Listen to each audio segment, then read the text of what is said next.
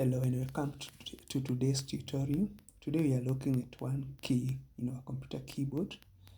Have you ever questioned yourself what is the work of the Alt key, the one you have on the screen? What is the work of this key on your computer keyboard?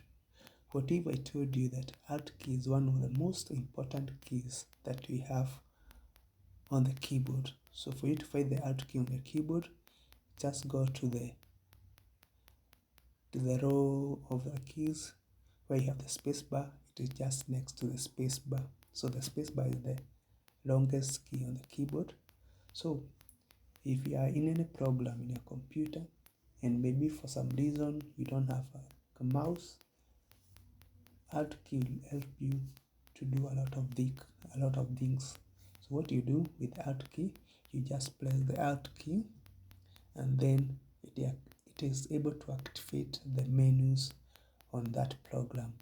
And for you to be able to access that menu, you just press the number or the letter below that menu. So for example, you can try with let's do something. Let's enter. We see what will happen.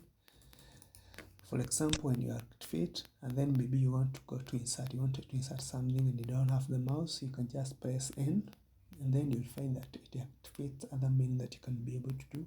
Maybe you want to insert a table, you just press T and then it will give you a menu for inserting a table. And then because you want to just insert a table, you just press I and then you just press OK.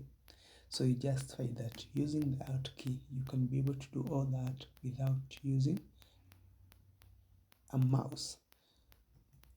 So you can try with all those menus that you have and see what happens. So if you do not know how to use the Alt key, that is how you use the Alt key on the keyboard. Thank you for today. Keep on watching. Remember to follow for more tips and also go to my YouTube channel. It is in my bio and then you subscribe for more tutorials. Thank you for your time.